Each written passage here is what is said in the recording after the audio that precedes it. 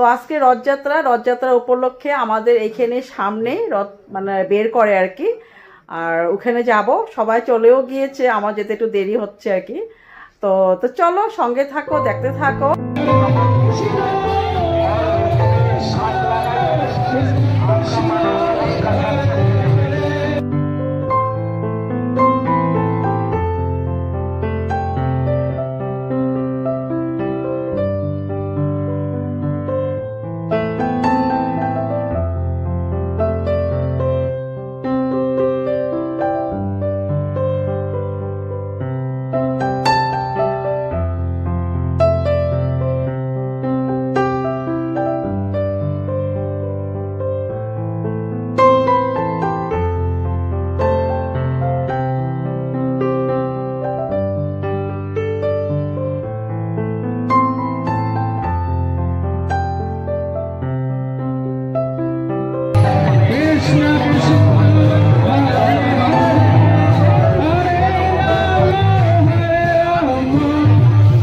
তাহলে চলো বন্ধুরা, চলে গেলাম এখন মন্দিরে।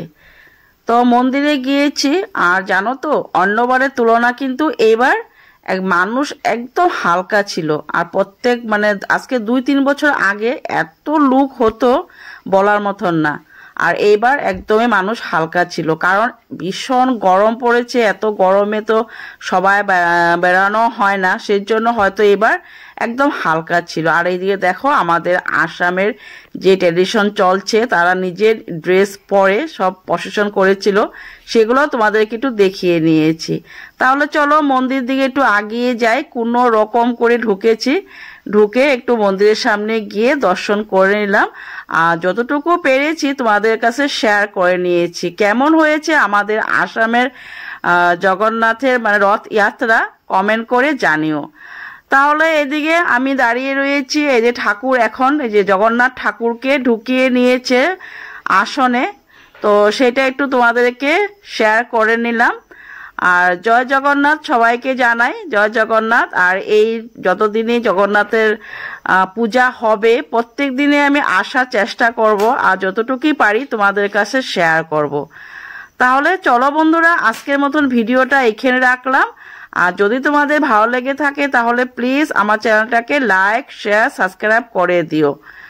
আর তোমাদের এখানে কেমন হয়েছে সবটাই যতটুকু পেরেছি, যারা দিয়েছো দেখেছি, তোমাদের ওখানেও কিন্তু খুব সুন্দরই হয়েছে, তাই না? তো চলো, যে বৌদির সাথে দেখা হয়ে গেল, তো বৌদিকে বললাম আসো একটু সেলফি মেরে নেই।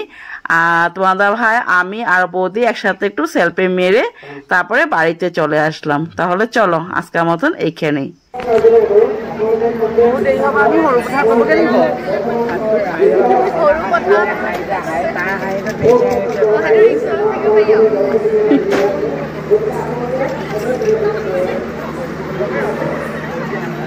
ahora son de esos por la que se pelea.